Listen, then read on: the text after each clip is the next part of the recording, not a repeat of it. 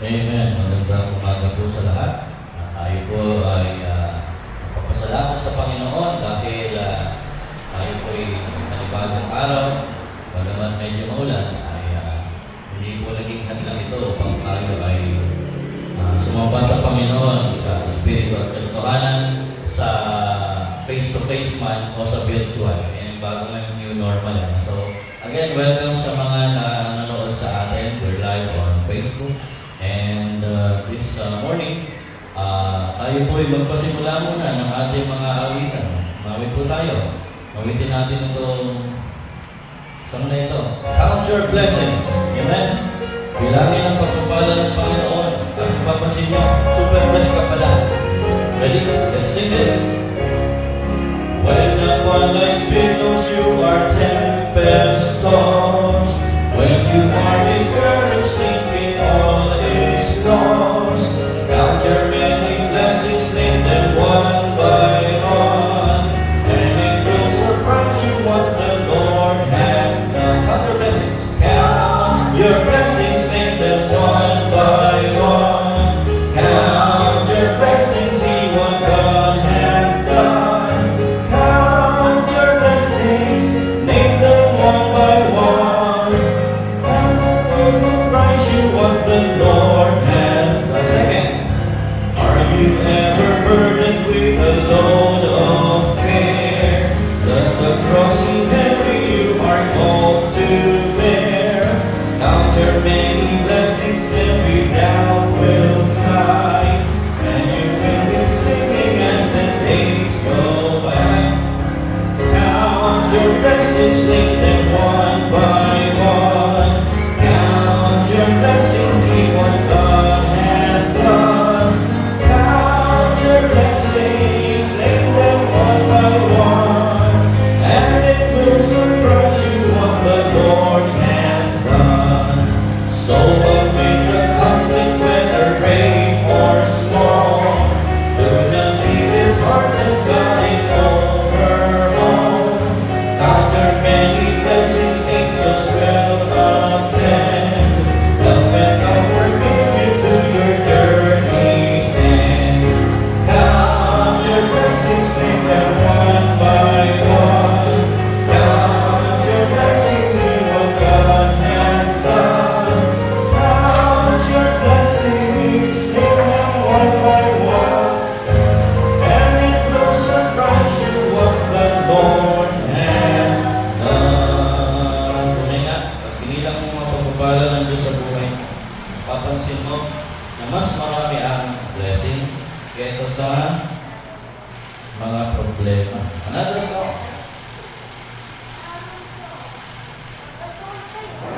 Blessed assurance. Panginoon, meron tayong kasigurahan sa mundo, una ng mga balik. Blessed assurance, Jesus is mine.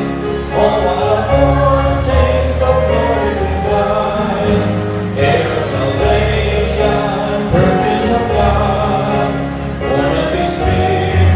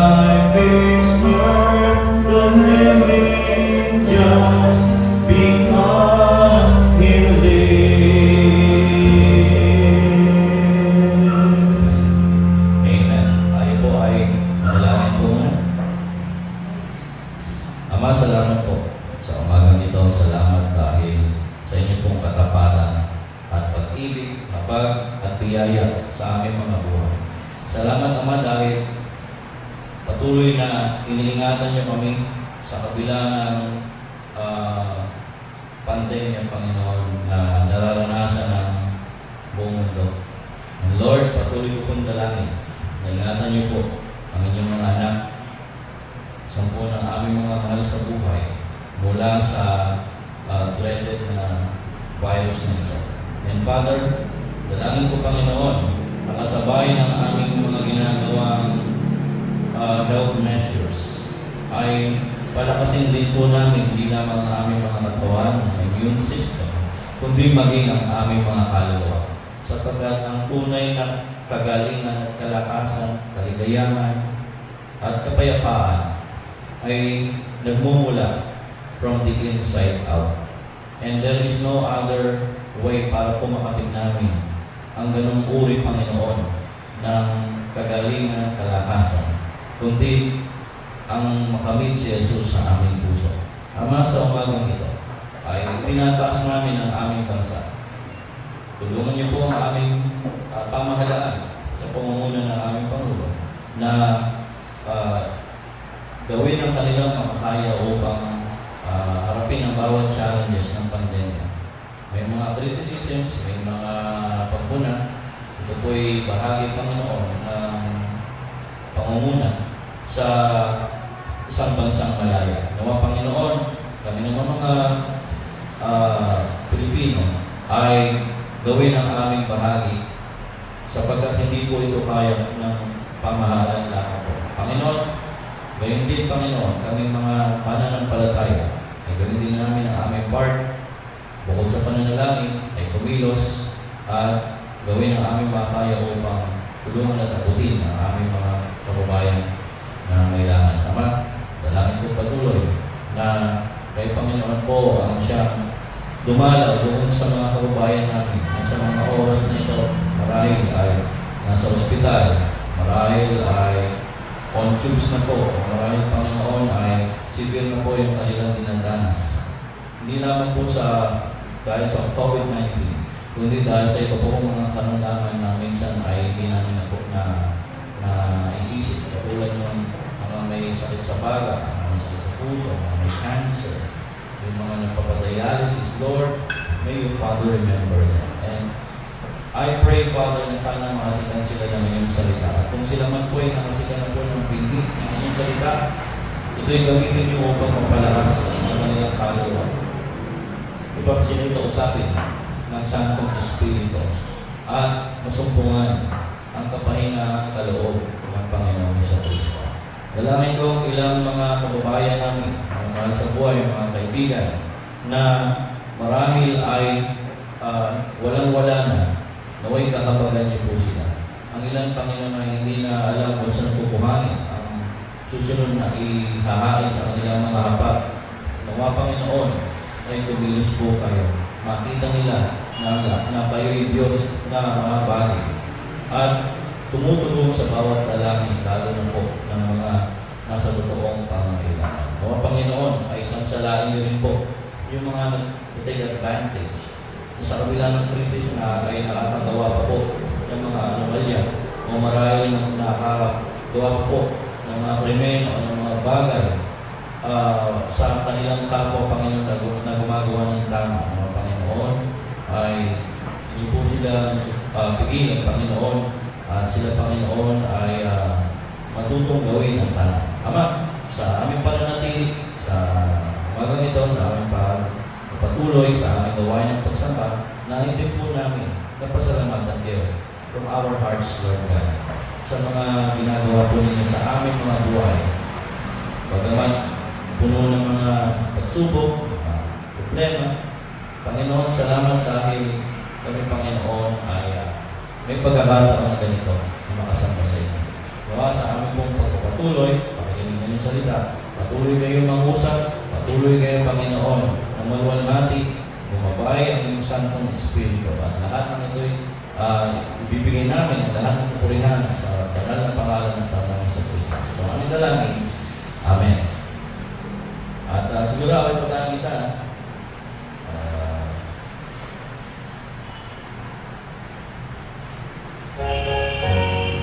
Savior, like a shepherd, lead us.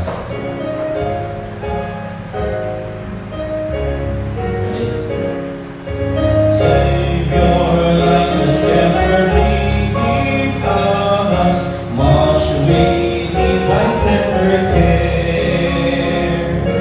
In thy blessed pastures feed us, for our use thy walls prepare. Blessed Jesus, blessed Jesus, thou hast bought us thine we are. Blessed Jesus, blessed Jesus, thou hast bought us thine we are. We are like a lost befriend us, be the guardian of our way. Heal thy flock from sin, defend us, see us when we go astray.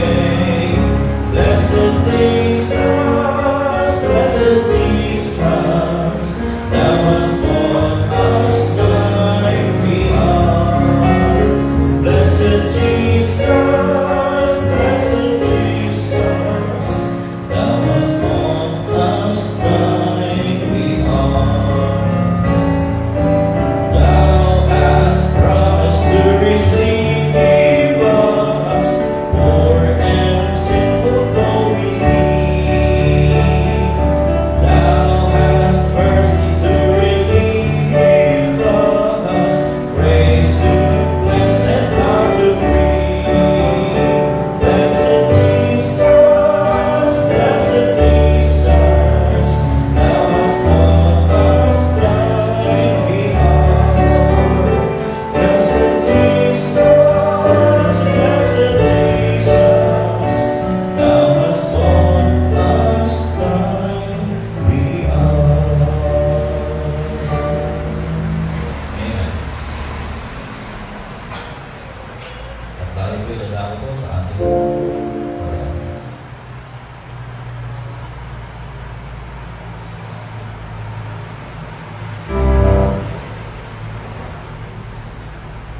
Okay, lalako na po tayo sa pag-aaral ng salita ng Diyos.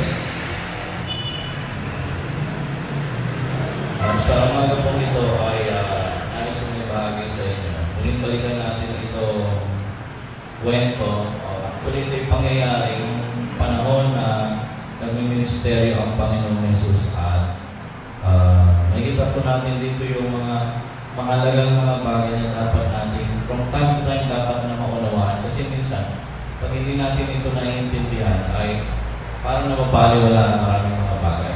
At ito po yung masusuntungan sa aral ng mga 1, Kapitulo 3. Actually, dinidiscuss ko po ito sa isang small group na dinidisciple ko ng mga taga-Batangas. So, may grupo ng mga taga-Batangas na dinidisciple ko. And ito yung senior ko sa kanila. And I thought of sharing the same lesson nito because ay kailangan mahalagang maunawaan po natin ito. It is found in John chapter 3, verses 1 to 21. At ito po ang sinasabi, no? Pwede rin tumayo tayo. Yan, hindi lang pagbigay ka sa pagbabasa ng salita ng Diyos. Basahin natin. Verse 1, ready? Begin. There was a man from the Pharisees named Nicodemus, a ruler of the Jews.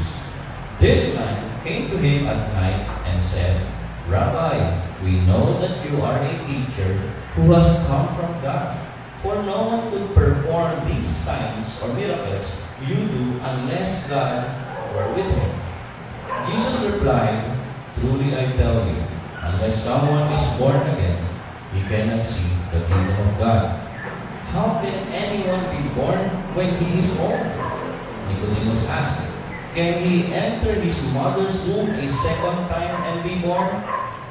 Jesus answered, Truly I tell you, unless someone is born of water and the Spirit, he cannot enter the kingdom of God. Whatever is born of the flesh is flesh, and whatever is born of the Spirit is spirit. Do not be amazed that I told you that you must be born again. The wind blows where it pleases, and you hear its sound, but you don't know where it comes from or where it is going. So it is with everyone born of the Spirit. How can these things be? Asked Nicodemus. Are you a teacher of Israel and don't know these things? Jesus replied, truly I tell you, we speak what we know and we testify to what we have seen, but you do not accept our testimony. If I have told you about earthly things and you don't believe, how will you believe if I tell you about heavenly things? No one has ascended into heaven except the one who descended from heaven, the Son of Man. Just as Moses lifted up snake in the wilderness, so the Son of Man must be lifted up, so that everyone who believes in him may have eternal life. For God so loved the world in this way. He gave his one and only Son, so that everyone who believes in him will not perish, but have eternal life. For God did not send his Son into the world to condemn the world, but to save the world through him. Anyone who believes in him is not condemned, but anyone who does not believe is already condemned, because he has not believed in the name of the Son, of the one and only Son of God. This is the judgment. The light has come into the world, and people love darkness rather than the light, because their deeds were evil. For everyone who does evil hates the light and avoids it, so that his deeds may not be exposed. But anyone who lives by the truth comes to the light, so that his works may be shown to be accomplished by God. May the Lord bless the reading of His Word. Nakakaupo na po tayo. Akin pong i-discuss, siguro this will be a review to most of us. And because we have online listeners, but yung first time, so I think they also need to hear about this very important teaching. Okay? Becoming born again. Yan.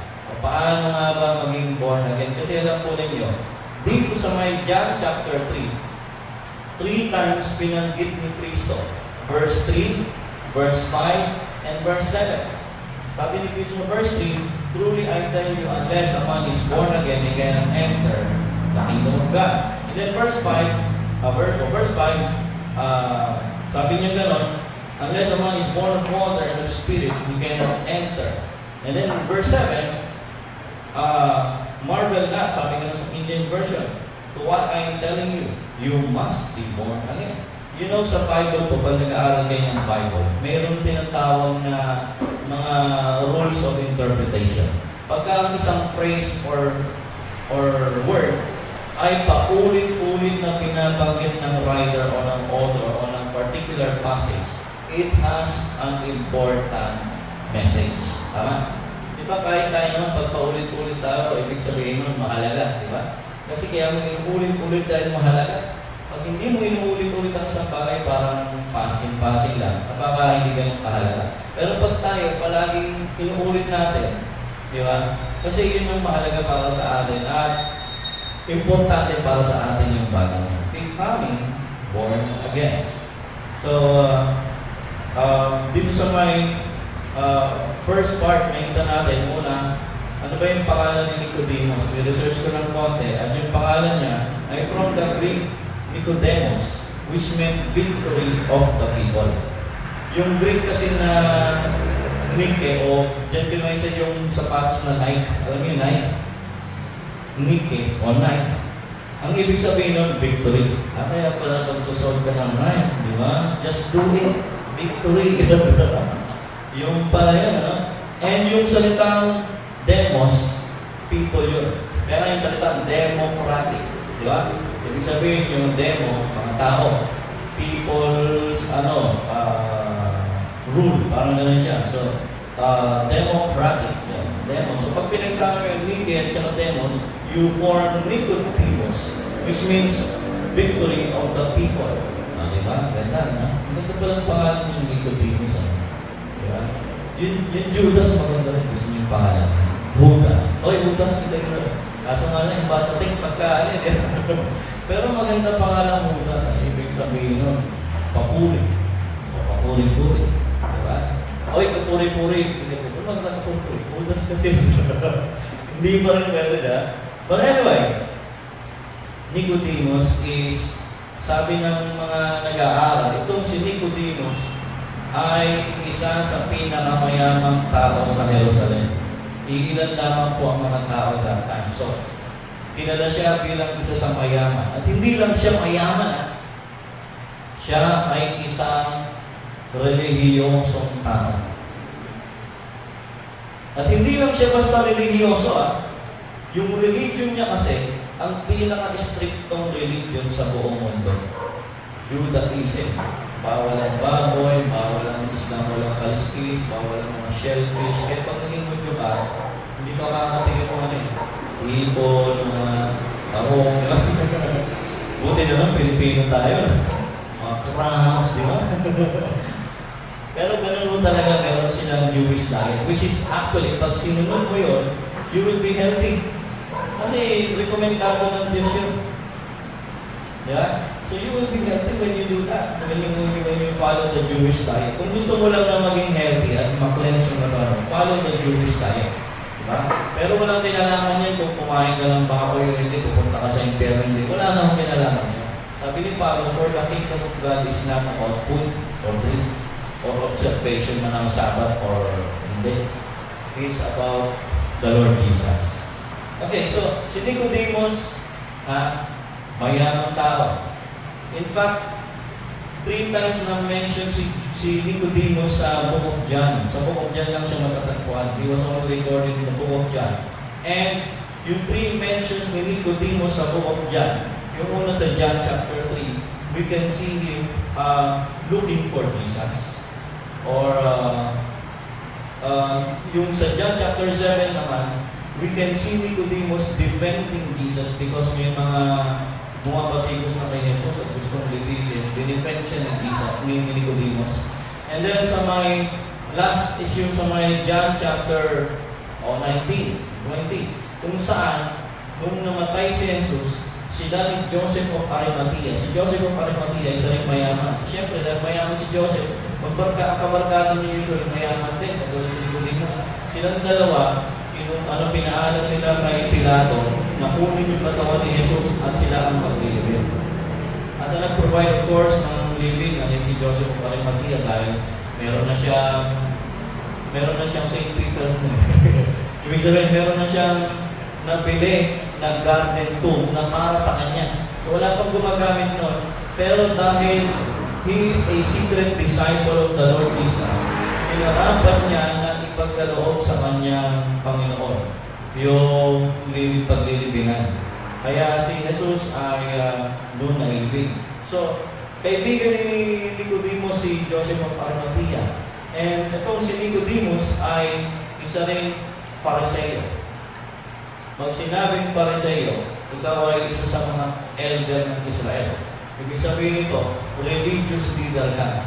Sa Israel kasi, yung pagiging religious leader at saka political leader, halos isa lang. It so happened na they are under Roman rule. Under sila ng Roman Empire. Kaya, binabantayan din yung bawat kilos nila. Pagka may ginawa silang aksyon na labag sa batas ng Roma, huhulihin sila ng mga Roman soldiers.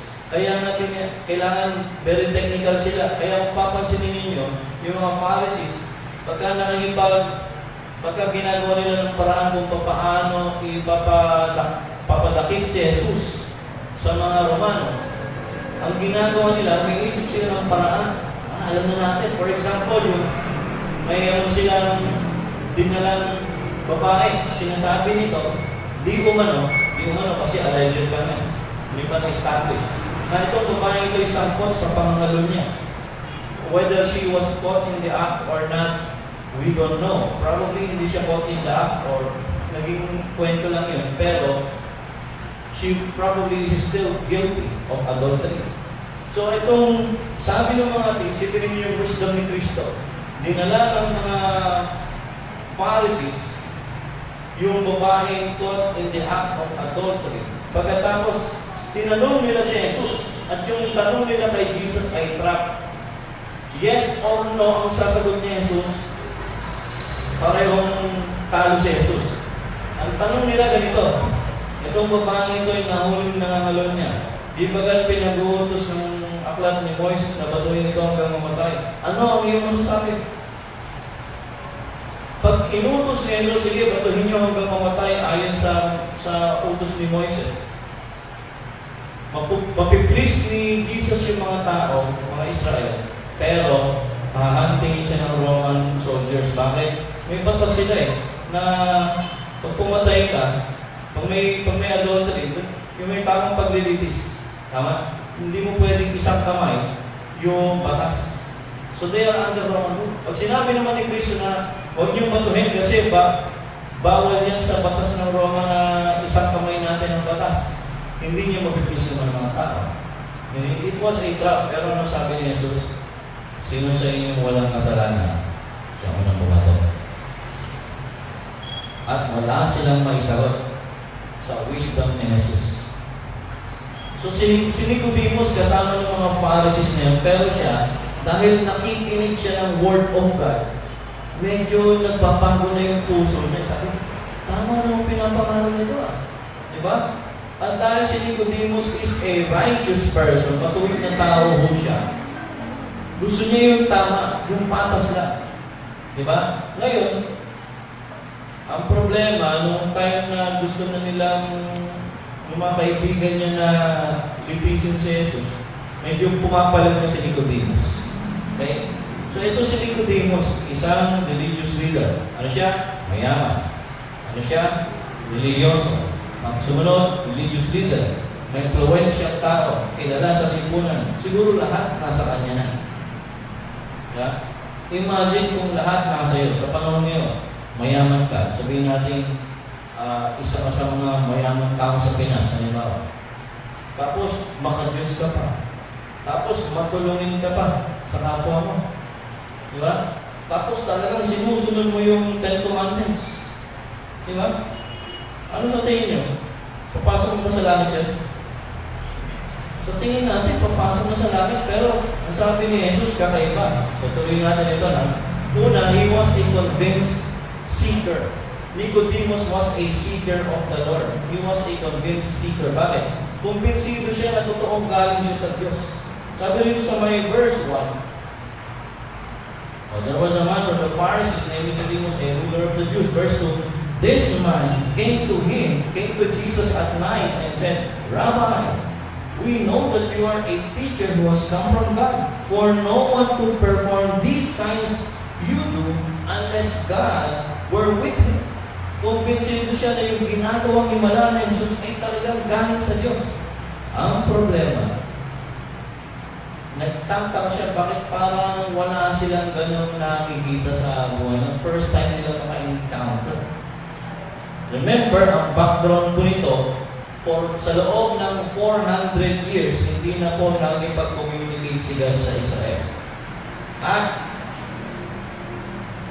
eto na lang po, after 400 years, at saka na lang po ulit na naramdaman ng Israel ang pagkilos ng Diyos o ang pagpapahayag ng Diyos sa kanila sa magitan ng pinakahuling propeta ng Old Testament na si John the Baptist.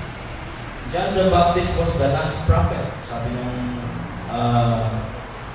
Lucas 16:16. So, itong si John the Baptist, siya yung nag-prepare. Parang siya yung nag-wet ng appetite ng mga tao para sa Lord. Inihanda niya yung puso ng mga tao sa Lord. Para pag ang Lord pumasok, hindi na ho siya mahihirapan. Kumbaga, nagawa niya yung first word of preparing the way of the Lord. This has been prophesied in the book of Isaiah. John the Baptist was the voice crying in the wilderness, singing, prepare ye the way of the Lord. Preparing the way of Jehovah. Ay, si Kristo siya yung Jehovah. So, nung nagkatawang tao si Jehovah, si Jesus Christ po yun. Siya ang Jehovah ng Old Testament. Make straight path for our King, sabi naman sa Isaiah.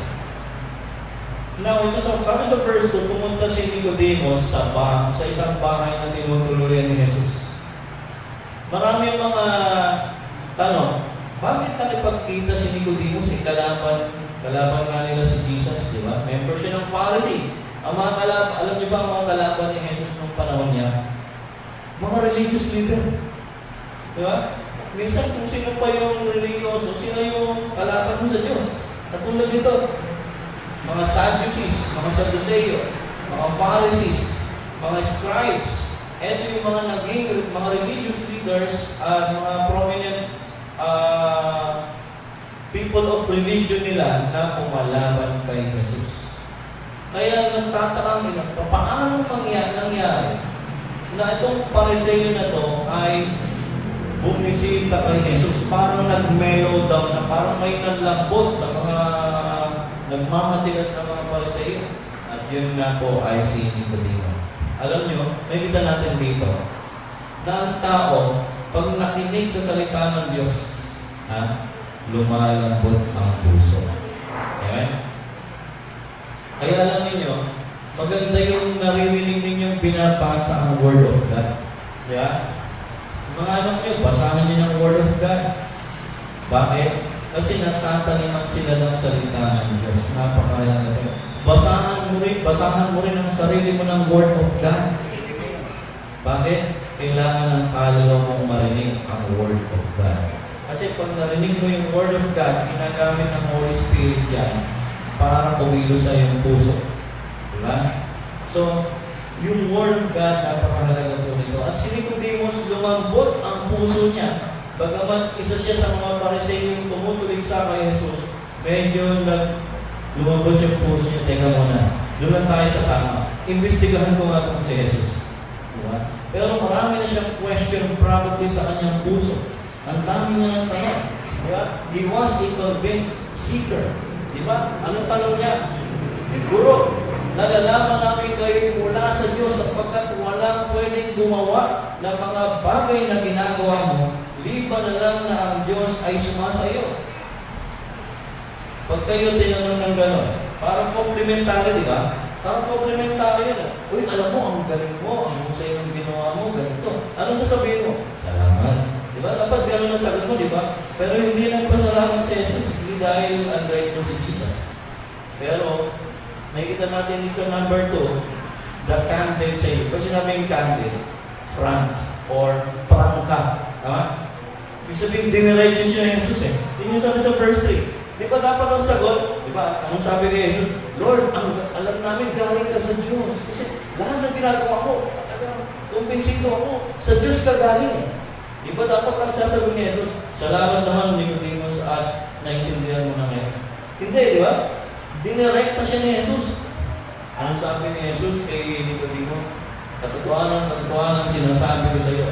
Maliban na ikaw ay ipanganak na muli, hindi ka papasok sa kaharian ng Diyos. Dinirekta. Bakit? Kasi alam ni Jesus kung anong pangangailangan talaga ni Nicodemo. Si Nicodemos, religyoso, mabait ng tao, mapagkawang gawa. Pero, hindi papasok sa kaharian ng Diyos. Pwede pala yun, na ang tao mabait, ng tao hindi gumagawa ng masama, ng tao patas lamang sa buhay, ng tao baka Diyos, pero hindi papasok sa kaharian ng langit. Ang pagiging religyoso, hindi po garantiya na papasok ka sa langit. Hindi po religion o yung man-made religion ang kailangan natin. Ang kailangan natin ay relationship with the Lord. At paano tayo magkakaroon ng relationship sa Diyos? You must be born again. Yung salitang born again, genetic anoten sa Greek, ang ibig sabihin nun, you must be born from above. Ibig sabihin, kailangan ikaw ay ipanganak sa makalangit na pamamaraan. Kasi alam po ninyo, bakit born again? Kasi pinanganak ka ng physically. Yeah? So, first birth mo, yung birthday mo. Tama? Yun yung birthday mo ikaw? Yeah? Kaya, mamaya batiin natin. yung physical birthday mo, first birth mo yun. Pero, pakinggan niyo itong sinasabi ng isang napakahalagang mga katagahan. If you are only born once, you will die twice. Okay? But if you were born twice, you will only die once. Nagets niyo? Ulitin ko If you were born once, you will die twice. But if you were born twice, you will die once. Ibig sabihin ito po yun. Pag ikaw pinanganak dito sa mundong ito, at hindi ka na born again, pangalawang mapanganakan, spiritual na mo ito, you will die twice. Physical death at eternal death in hell. Yun yung dying twice. But if you were born twice, ibig sabihin, may physical birth ka, tapos spiritually na born again ka, you receive eternal life, you will only die once. Ano yun? Physical death lang. Pagka namatay ka ng physically, diretso ka na sa langit sa piling ng Diyos. Napakalaga po mga pangungusap ko. Okay? So, Jesus was so frank. Alam nyo, very seldom. Alam po ninyo, ang mga Hudyo, mga Orientals yan. Pag sinabing Orientals, katulad tayo, Oriental tayo. Pag sinabing Oriental, mga taga-East, taga-Silangan tayo, di ba? Mga Eastern, di tayo Western, di ba? Mga Oriental, ganyan yung gano'n. Ang mga Western, di ba, mga Prata, mga pag-usap yan, di ba? Di ba, ganun mga kano? Pero mga Pilipino, mga Oriental, hindi.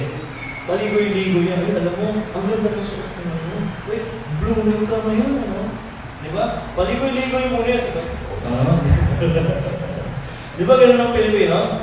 Ganun ang mga Orientals. Kaya itong si Nicodemus, medyo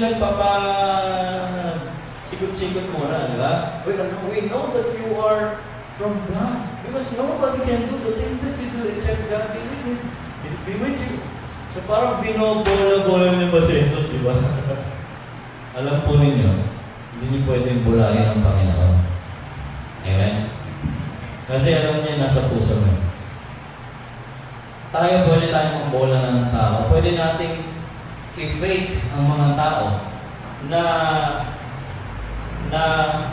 ang pinapakita lang natin sa mga tao yung expected, pero yung reality, hindi. Alam yun? Nauuso yun, di ba? Reality versus expectation. Yeah? So, ang pinapakita natin, magaling tayo mag-complete. Sometimes we are masters of expectation. Alam mo yun? Alam natin kung anong in-expect ng tao, kaya magaling tayo sa presentation. Pero in reality, hindi naman. Kaya, alam po ninyo, ang Panginoon, hindi natin pwede, kung sa social media, nagagawa ng tao yun, di ba? Minsan, walk up like this, grabe, naka-makeup agad. Walk up like this, naka-makeup agad. Diba? Para lang may maipos. Pero alam po ninyo, sa Panginoon, kahit nakulayan mo yung mukha kang masaya, sa sobrang saya ng aliwalas ng mukha kang ng klawang.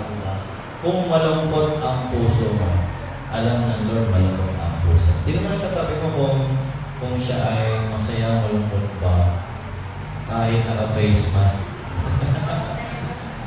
Anyway, we cannot fake what really is going on inside. Deep inside Nicodemus, he is lost. You can be a religious and at the same time lost. Classic example was Nicodemus. He was religious. He was a good person. He follows the 10 Commandments. He follows the law of Moses strictly. He fasts more than once a week.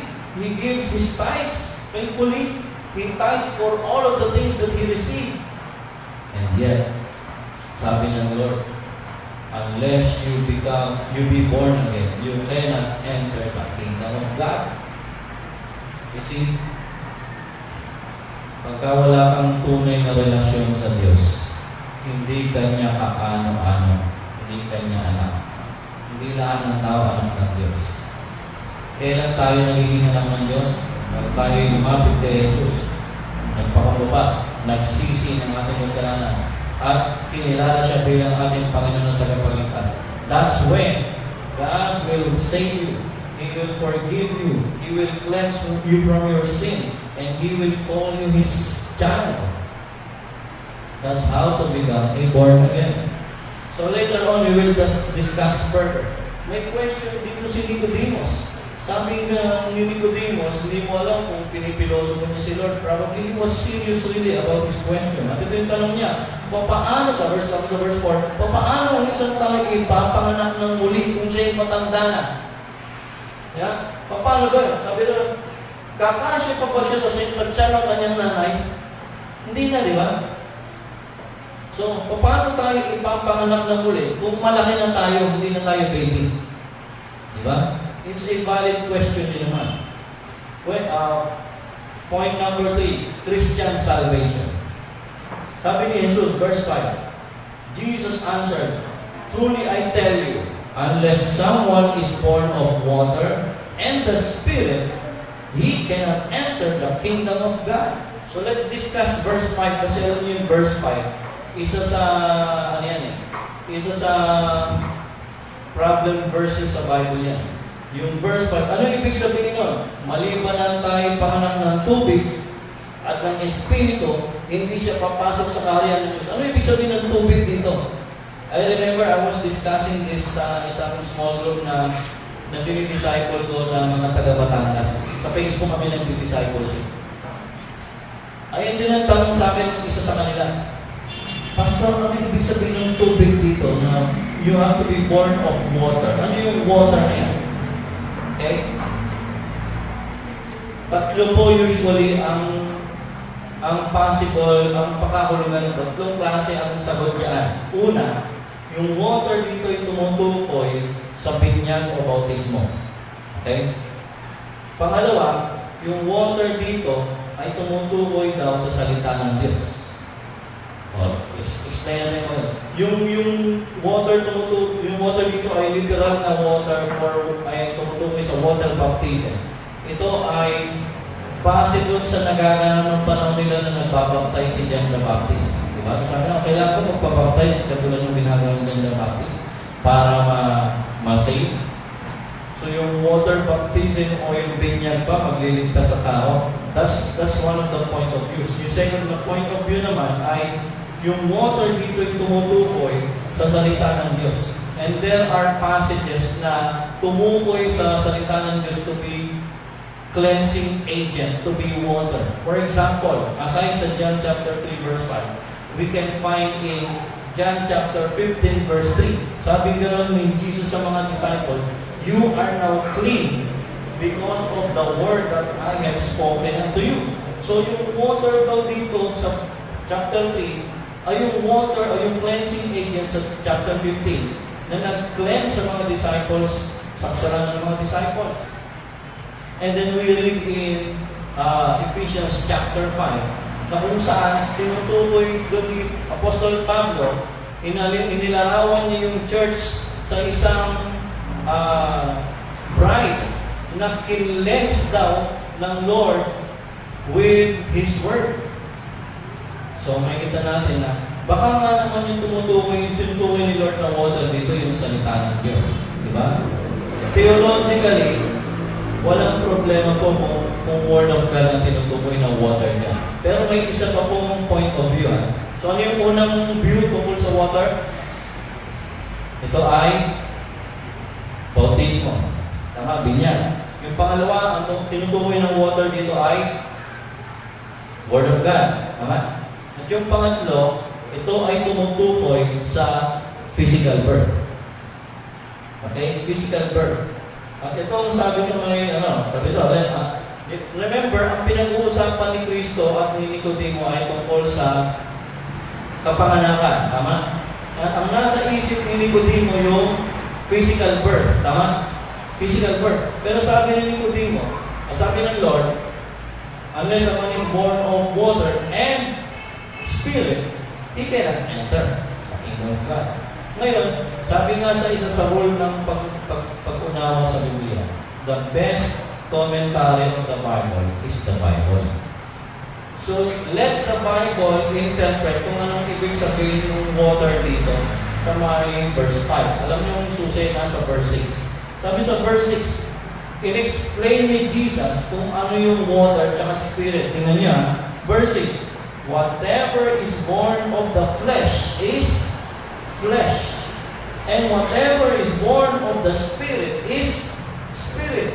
So in other words, mas malapit po na ang kahulugan ng water dito ay hindi water baptism, hindi rin Word of God, bagamat theologically, walang problema yun. Kung hindi contextually, ang ibig sabihin dito ng water ay physical birth. Yun po yun. So sabi ni Christ sa verse 7, huwag kang magtaka sa sinasabi ko sa iyo. Kinakailangan ikay ipanganak ng muli. The wind blows where it pleases, and you hear its sound, but you don't know where it comes from, or where it is going. So it is with everyone born of the Spirit. Ibig sabihin, ang Holy Spirit, pagka kumilos yan sa isang tao, hindi mo masasabi, kahit sabihin mo sobrang sama ng tao, pag kumilos ang Holy Spirit, ginamit ang salita ng Diyos na naipayan sa Kanya, mabuborn again yan. And I have seen and I have known people na masamang tao talaga, pero nagbago dahil sa kapangyarihan ng Diyos sa kanilang buhay. The Christian salvation is becoming born again. Hindi po pag-member sa baptist, ha? Diba po yun? Yung water baptism po, nagpapaptize tayo. Pero yung water baptism, ito ay first step. After mo, masave. Ibig sabihin, save ka na. At gusto mong sumunod sa utos ng Lord sa water baptism. Parang ito yung public declaration na sinasabi mo sa mga tao, hindi mo kinahihiya ang Panginoon mo na pinanampalatayanan mo. And because you are not ashamed of your Lord, you are declaring before the witnesses of your baptismal rite that Jesus is your Lord, and you are following the Lord's example to be baptized also. Water baptism po. So yun po ang Christian salvation. Ito po ay pagsampalataya. Later on, i-explain natin yan. Number 4, na-confuse pa rin si Nicodemus. Sabi sa verse 9, paano mangyayari yan, Lord? Parang hindi ko mag-gets. Diba? Sabi naman ni Jesus sa kanya, alam mo Nicodemo, teacher ka ng Biblia sa Israel, pero hindi mo alam ito. Sipin ninyo, mga Pharisees na to, kabisado nila ang 5 books of Moses, Genesis, Exodus, Leviticus, Numbers, Deuteronomy, and they strictly follow the commandments. And yet, sabi ni Jesus, hindi mo naiintindihan yan, Nicodemo. Nagtuturo ka sa Israel. And probably Jesus was referring to the promise of rebirth in Ezekiel chapter 36. So let me read that to you. Meron po kasing propesya, may hula po kasi sa buong Ezekiel na ng promise ng new birth. At ang new birth begins with a new heart. Sabi rin mo sa Ezekiel 36.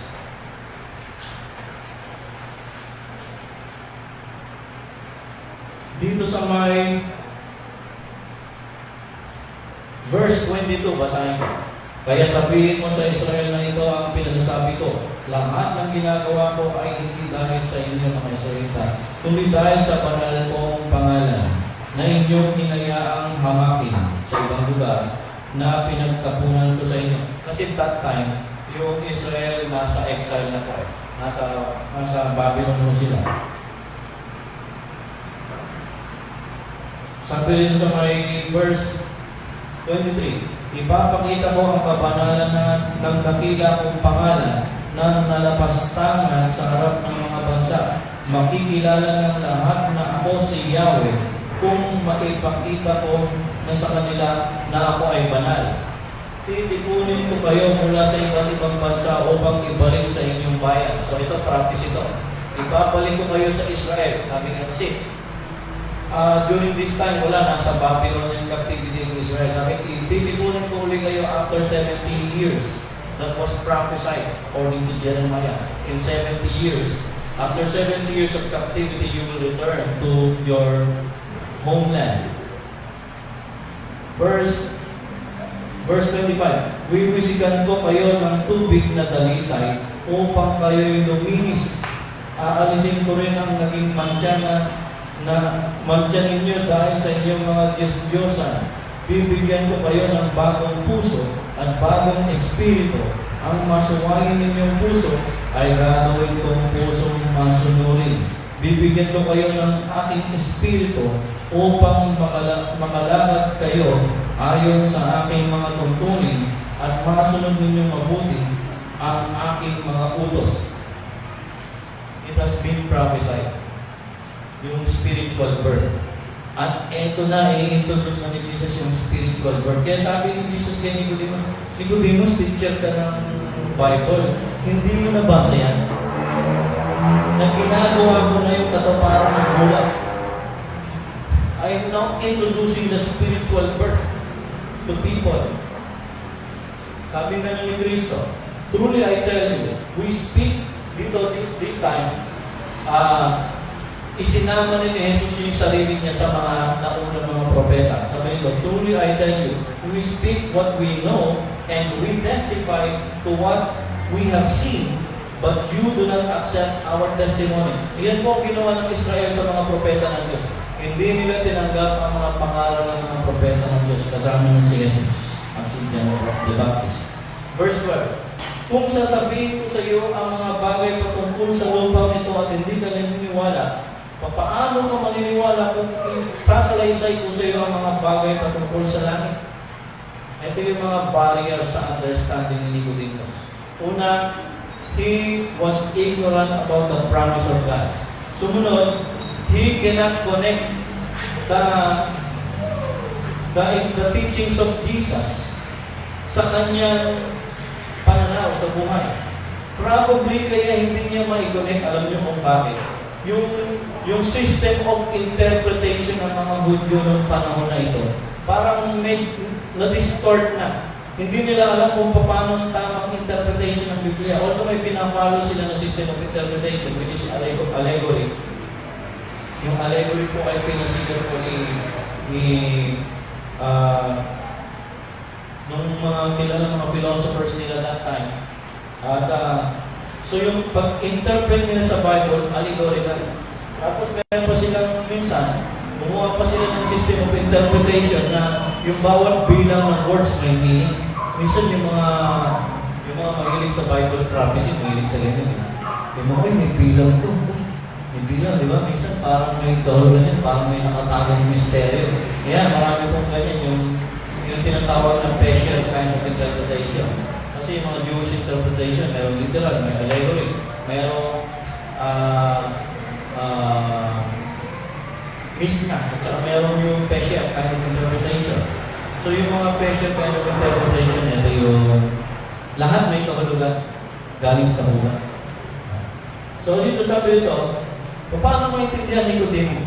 Yeah? Sumunod ito pa.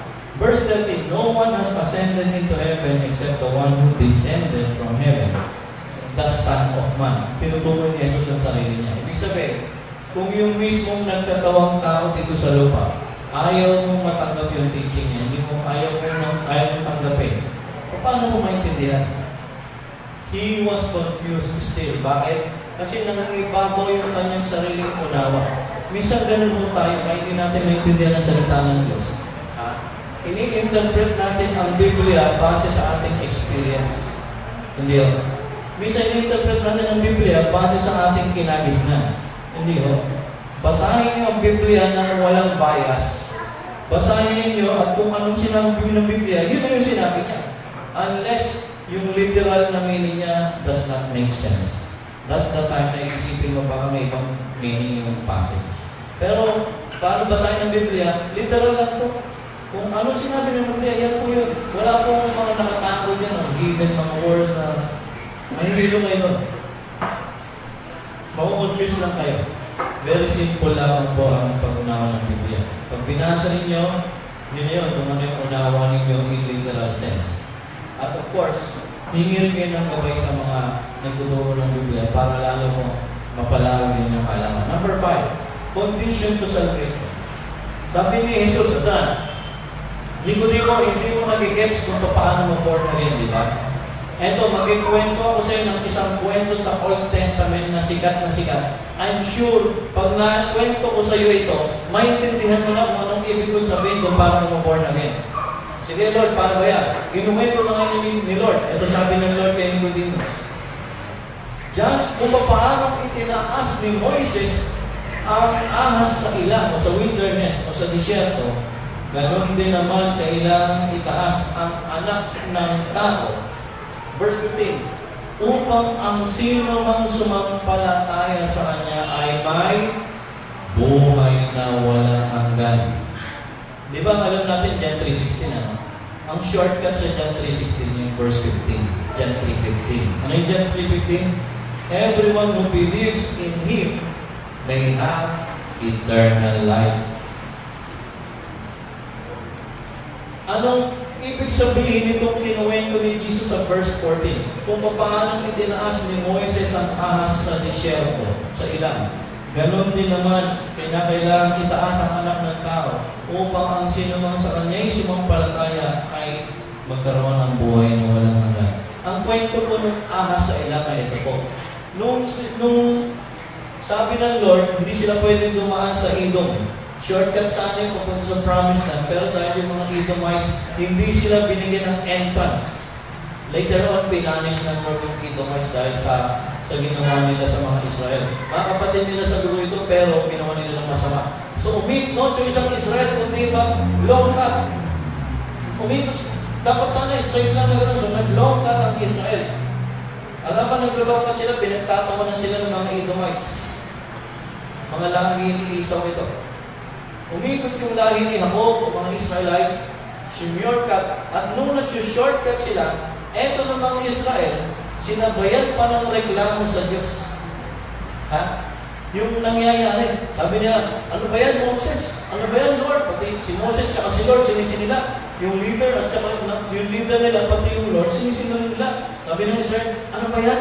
Dinala niyo po ba kami dito? Para mamatay kami sa disyerto. Ang ganda-ganda ng buhay namin sa Egypto, miski pa paano nakakapagpayong kami. Dito, mainit. Dito, disyerto. Dito, ang pagkain namin, palaging tubo. Sa umaga, palaging tinapay. Tapos, madalas na umuho kami, walang tubig. Ang daming reklamo ng Israel. Alam niyo, dahil reklamo daw ng Israel, naggalit ang Lord. Galit pala Lord sa reklamo daw. Kasi alam niyo, pag ang tao nagreklamo, alam niyo ibig sabihin nun, una, ini-question mo na yung Diyos. Parang sinasabi mo, Sir, Lord, ano ka ba? Anong yung pinagagawa ko, Lord? Diba? Parang sinasabi mo, pinapabayaan ka ng Lord. Alam niyo, hindi ka naman talaga pinapabayaan ng Lord. Alam niyo ba, Israel, for 40 years, na nasa disyerto sila, yung kanilang damit, hindi na luma. Wow. Yung kanilang mga sandalias, mga sapatos nila, hindi naputput.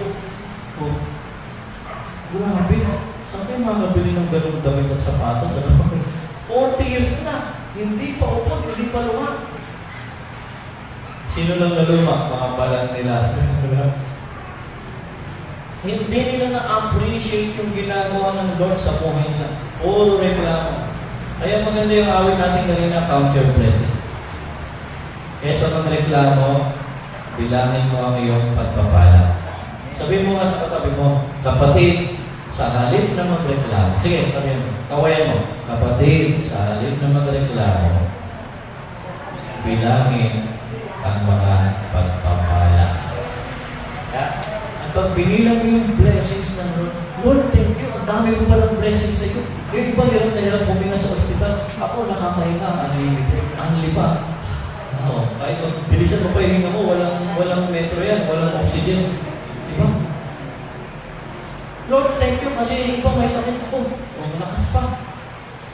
Lord, thank you dahil yung iba Halos walang makain. Ako nakakain 5 beses isang araw. Sino rin ang guilty? 5 beses isang araw. Uy, may pandemya, 5 beses isang araw ako makain. Ano ba yan? Yeah? Kaya blessed eh. Sabihin mo nga, alam mo, blessed ka kapatid. Blessed ka. Dahil nangingatan ka na, Lord. Nagreklamo ang Israel. At dahil para reklamador ang Israel, naggalit ang Lord sa Israel. Ano yung ginawa ng Israel? Nagpadala ng makamandag na ahas. Pinadala ng Lord ng makamandag na ahas ang Israel. At pinagtutuka sila. Venomous snake. At yung matapang masyado yung kamandag na instantly pwede kang mamatay sa sobrang tapang ng kamandag. So nung nakita ni Moses at ng Israel na nakuupo sila, marami ng libo na yung namamatay sa pakanan ng ahas. Lumapit sila sa Lord at nagpakumbabang muli at humingi ng tawag, Lord, sorry Lord, patawarin niyo na kami. Sa pagreklamo namin, Lord, patawarin niyo kami. Iligtas niyo kami. Ayaw namin mamatay sa mga tuklaw ng ahas. At lumapit si Moses kay Lord at nagmakaawa sa Lord, parang awan niyo na po. Huwag niyo po kami likulin sa ahas. Iligtas niyo po kami. At inutusan ng Lord si Moises. Sabi nga ng Lord kay Moses, Moses, ganito ang gagawin mo. Kumuha ka ng tanso, pandayin mo yung tanso, at gawin mong ahas yung tanso. Alam niyo sa Bible yung tanso, symbol ng judgment. Okay? Pantayin mo ang tanso at gawin mong ahas yung tanso. At yung ahas na tanso na yan ay ilagay mo sa isang poste, sa isang pole. At ilagay mo yung poste na yan na may ahas na tanso sa isang burol. At sabihin mo sa Israel, Israel, sino man sa inyong matuka ng ahas, pag tinuka kayo ng ahas, tumingin lang doon sa may ahas na tanso na nasa burol. At mawawala ang kamandag ng ahas. Ganun nga ang ginawa ni Moses. Kumuha siya ng tansong ahas, nilagay sa poste, at nilagay sa may burol. At sabi niya sa Israel, pag natuwa kayo ng ahas, tingin lang kayo dun sa may tansong ahas. Opo, Moses, gano'n nga. Kung may natuka ng ahas, lahat ng natutuka ng ahas, gumagaling. Kapag tumingin lang, titingin ka lang, tumingin ka lang sa may tansong ahas na nasa burol, mawawala yung bisa ng kamandag. Yan ang kinuwento ni Jesus kay Nicodemus na hindi niya maintindihan paano mag-born again. Sabi ni Jesus, ito Nicodemus siguro dito maintindihan mo na kung paano maging born again. Simpleng kwento lang. Ilalagay ko lang sa one verse. Kung paano itinaas ni Moises ang ahas sa ilang. Ganon din naman kinakailangang maitaas ang anak ng tao. Sino yung anak ng tao rito? Jesus. Isa sa favorite na title ni Jesus para sa sarili niya, Son of Man. Upang ang sino man sa Kanya ay, verse 15, kinakailangan maitaas din daw ang anak ng tao. Jesus, kinakailangan ipako sa krus. Upang ang sino man sa Kanya ay sumampalataya ay magkakaroon ng buhay na walang hanggan. Sabi nung iba, Pastor, ganun lang kasimple masay. Mananalig ka lang kay Jesus. Oo. Parang hindi akap. Basahin mo dyan, chapter 1, 3 verse 14. Yung mga tao nga, tumingin lang dun sa may tansong ahas na wala yung kamantab. Simple lang din yun. Di ba? Ganun, alam po ninyo, ginawa ng simple ng Lord ang kaligtasan ng kaluluwa. Taos-puso ka lang manalig kay Jesus na napako sa krus. At patatawarin ka sa kamandag ng kasalanan sa kaluluwa mo. Walang religion, walang gawa-gawa ng mabuti, walang pakapakabait, Bagamat maganda yung mga yun, there is no other requirement for salvation to receive eternal life but a heartfelt trust on the Lord Jesus. Pagtitiwala sa Panginoon. Maliligtas ka pag nagtiwala ka sa Diyos. Sabi ng Roma 3:13, lahat ng tumiwala sa Panginoon ay hindi mapapahamak, hindi mapapahiya. The condition to salvation is to believe on the Lord Jesus Christ. Ano sabi sa verse 16? You will not perish. Hindi ka na mapapahamak. Kundi magkakaroon ka ng buhay na walang hanggan. Pwede nyo i-share yan sa mga kakilala nyo, sa mga mahal nyo sa buhay na hindi sa tingin nyo hindi pa sure kung saan pupunta ang kaluluwa nila. Sabihin mo sa kanila yung John 3:16, alam mo, mahal ka ng Lord. Pinadala niya ang kanyang bugtong na kung mananampalataya sa Kanya, hindi ka mapapahamak, magkakaroon ka ng buhay na walang hanggan. For God did not send His Son into the world to condemn the world, but to save the world. Anong symbolism nung Kristong napako sa krus sa tansong ahas? Ito po yun. Yung ahas ay simbolo po ng kasalanan. Okay? At yung tanso ay simbolo ng judgment. So yung kasalanan na nahusgahan at ibinayubay sa poste ay sumisimbolo sa future saving work ni Jesus sa cross. Si Jesus, inako niya yung kasalanan ng sanlibutan. Siya na po ang pinarusahan. He received judgment and He was crucified on the cross. Upang kung tayo'y sasampalataya, ano na gagawin? Dali lang. Kung paano tumingin, maliligtas ka. Anong sabi ni Jehovah sa Old Testament? Old Testament? Look unto me and be saved. Look to Jesus and be saved. Sa Isaiah po yun. Titingin ka sa Panginoon. Yung simple pagtingin, hindi ibig sabihin tumingin. Iba yung tinignan sa nakita. Anong kaibahan ng tinignan sa nakita? Parang yung iba yung nakikinig sa naririnig. Tama? Ano yung nakikinig? Iniintindi. Yung naririnig. May naririnig lang siya, hindi niya alam kung ano yung basta may naririnig siya, di ba? Pero yung nakikinig, may naririnig siya at naintindihan niya. Ganun din po ibig sabihin nung tumingin sa Panginoon, hindi mo lang siya nakita, kundi siya ang inyong tinitingnan, siya ang inyong inaasahan, siya ang inyong pinagtitiwalaan. Simple illustration of faith. Looking unto Jesus. That's faith. When you look to Jesus, that is faith. Anyone who believes, sabi rita, ang nananampalataya sa Kanya ay hindi mapapahamak. Subalit ang sino mang hindi sasampalataya ay hinatulan na. Dahil hindi siya nanalig sa pangalan ng anak ng Diyos. Ang mga tao pupunta sa impyerno, lahat tayo pupunta sa impyerno. Pero ang tao, tuloy-tuloy sa impyerno kung hindi siya mananalig sa Diyos. Pero pag ikaw, pagkaman papunta ka na sa impyerno, nanalig ka sa Panginoon, tumingin ka kay Jesus na nampalataya ka sa Kanya, ikaw ay ililigtas niya sa kapahamakan. The condemnation of sinners. This is the judgment. The light has come into the world and people love darkness.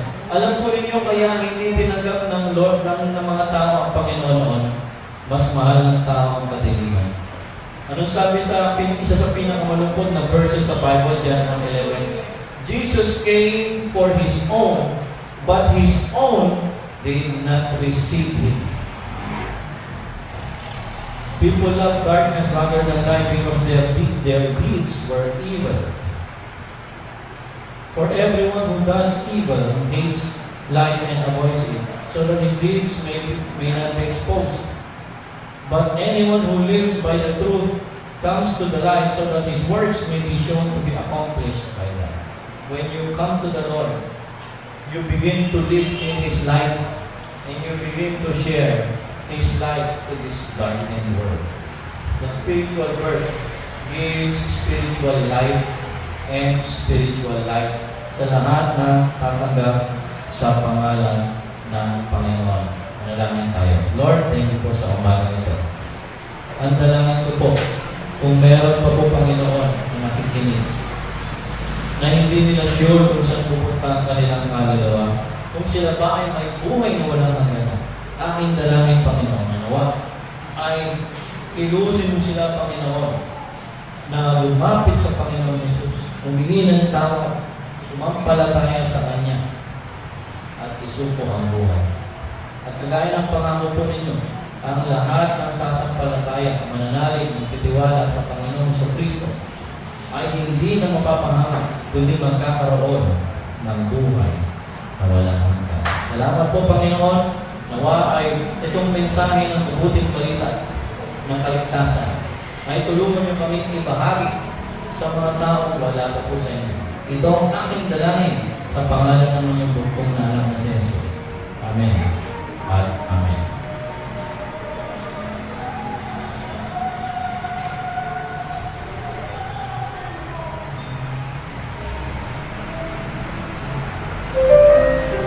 Let us sing Jesus with the prostitute. Kaya masarap ng tiwala sa Lord kasi you will receive eternal life. It's so sweet to trust in Jesus, just to take Him at His word, just to rest upon His promise, just to know thus saith the Lord.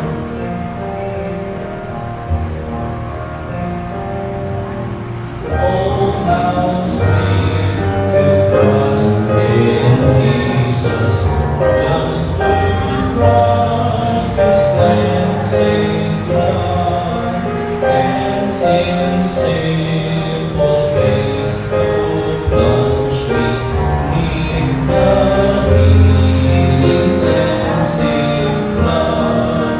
Jesus, Jesus, how I trust Him, how I prove Him more and more. Jesus, Jesus, precious Jesus, oh, for grace to trust Him more. Amen. At ang gagawin po natin dahil first Sunday, mag-Lord's Table po tayo. So, you wait for the elements, then mamaya mag-offering na tayo.